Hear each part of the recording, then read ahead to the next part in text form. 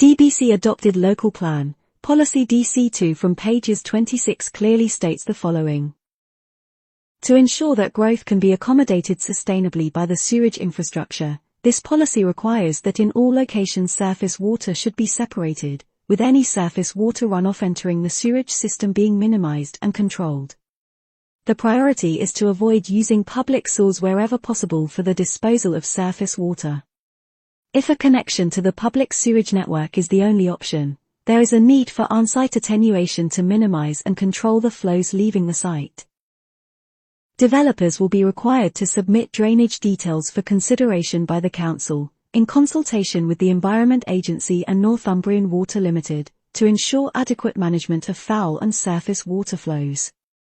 Major developments, development of 10 or more dwellings and other developments with a floor space of 1,000 m or more will be required to incorporate SUDs unless it can be demonstrated that it would be inappropriate.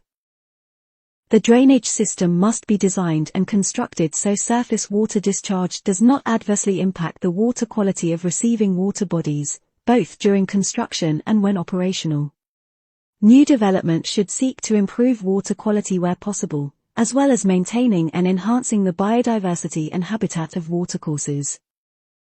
So that's what our adopted local plan states, which we keep getting told is a legally binding planning document. Let's now listen to what Ken Madison said in a special planning meeting on the 20th of December, 2023. Ken is a retired ex-NWL employee who worked for them for 34 years.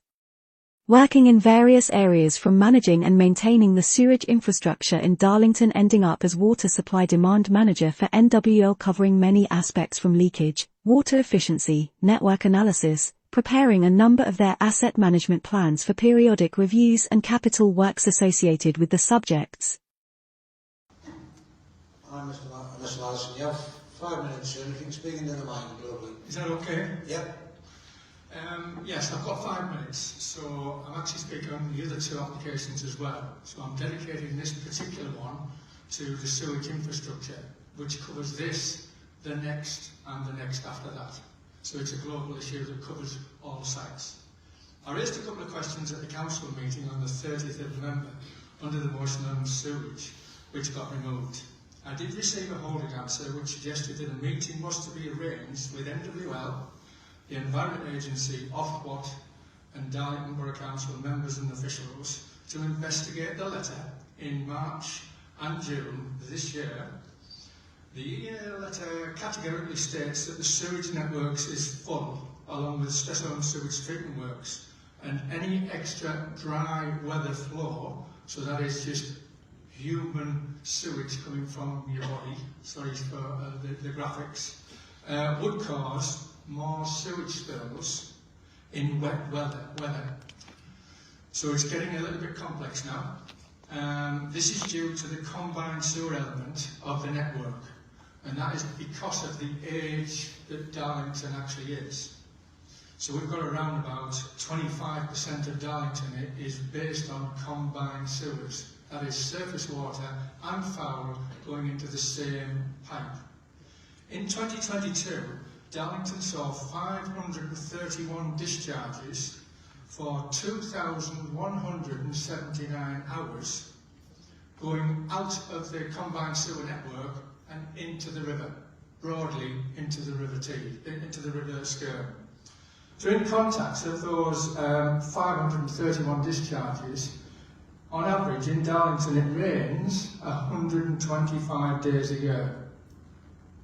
So it's way exceeding that sort of number. So it doesn't have to rain before it's spilling over. And that's across 24 combined sewer overflows in the town. But mainly the South Park structure, of which members I've actually given you a copy of a picture that I took on Saturday that actually shows the state of that particular combined sewer overflow, which is 1.8 metres, or if you're as old as me, 6 foot by 4 foot, 1.8 by 1.2. The town's sewage treatment works at Stressholme was constructed in 1939 and has had significant development taking place within the town, certainly after the Second World War. And even with design factors of safety that are clearly built in, the system is now basically full. So putting that into context, back in 1939, not that I can remember, but I'm sure somebody can, our population was 50% less than what we've got now. An example of taking up capacity is Middleton St George. The old village is served by a combined sewer and discharges to its own treatment works, or discharged to its own treatment works, and has a combined sewer overflow on Middleton One Row front. Due to many failures of the licence of the sewage treatment works and of the CSO, combined sewer overflow, Northumbrian Water constructed a pumping station which now discharges the entire 2 villages into Darlington's Stressholme sewage treatment works. Much more spare capacity has been used up due to the reduction of big industries in the town, manufacturing industry predominantly. So, for example, Payton and Baldwin's, Cleveland Bridge and the Ford, just to name a few. The situation has not simply appeared, this situation has been coming along for a long, long time. There appears to be a difference of opinion on the status of the sewage infrastructure based on today's report. However, you must put the timeline in comments from Northumbrian Water. Those comments were back in August 2017 from Northumbrian Water, saying that there wasn't an issue. And due to the raised interest and the extra focus on the EA, they are now exercising their power and its policing on the discharge licence. And in March and June, and I'm talking about at least 2 separate letters that I'm aware of, they have made it quite clear, once these letters arrived within the council, was it not appropriate that Darlington Borough Council actually formally contacted Northumbrian Water as a competent authority to let them know of the conflicting information from the regulatory body? Just to remind people, Northumbrian Water are not a statutory planning consultee, and the EA are.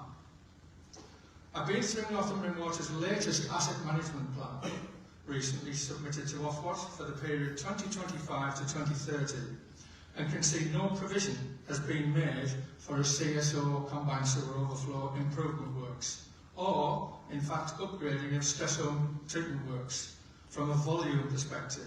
However, I have picked up these statements for the Darlington area, which is quite a substantial document, under the title of Significant Collaboration Opportunity with Darlington Borough Council. North Blackwell Skerne Park Overflow, that's the one that you've all got a picture of, is to be addressed between 2030 and 2035. Current estimate cost £15 million. Number 2, Stressholme Water Treatment Works has been identified as requiring a dry weather flow compliance upgrade between 2030 and 2040. An investigation for discharge quality compliance has been identified for phosphorus between 2025 and 2030. So it's only that latter bit that they are hoping to get the appropriate money to upgrade, nothing to do with volumes. With the latest EA findings and information, it does raise the question as to whether NWL, if they've anticipated the large growth programme based on the local plan, the adopted local plan, and if in fact they were aware of the extra 10,000 houses, as it will have a significant impact on the sewage network and infrastructure, never mind the treatment works, to build approximately 50,000 population, that was built for 50,000 population back in 1939.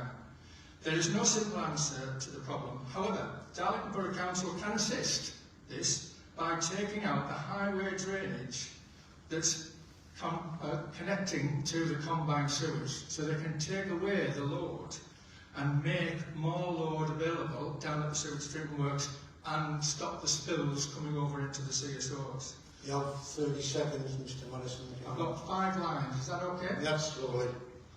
To make more capacity at the network. Finally, Blackwell, which is obviously what we're talking about, 403 site, suggests that the surface water from the houses and the roads will ultimately be discharged into an existing highway drain, which is very unusual, very unusual. It will have designed only for the road. The existing highway drain, which is on Grange Road, is only designed for the road network. It will also mean that the surface water sewer on site will not be adopted by Northumbrian Water. leaving Darlington to adopt the surface water system and the retention tanks along with the highway drain capacity issue, which will clearly come to the fore. Residents will not have to pay for the surface water to be dealt with by Northumbrian Water, but I'm assuming will be part of the council tax. Thank you very much.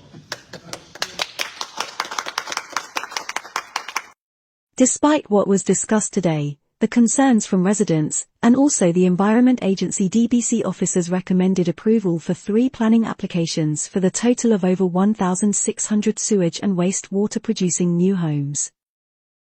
On one of the approved planning applications, EA stated the following in June 2023.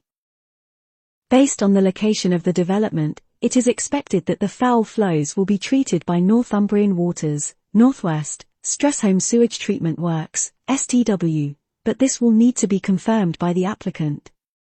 This treatment works discharges treated flows to the River Tees just upstream of the confluence with the River Skerne. Given the cumulative increase in foul flows from this proposed development, and other developments in the area, we have calculated that there is not sufficient capacity at Stressholme STW to receive the increased flows without significantly exceeding the permitted dry weather flow (DWF) limit. The applicant must demonstrate that there is sufficient capacity from the proposed development to accommodate and treat the increase in flows from this development.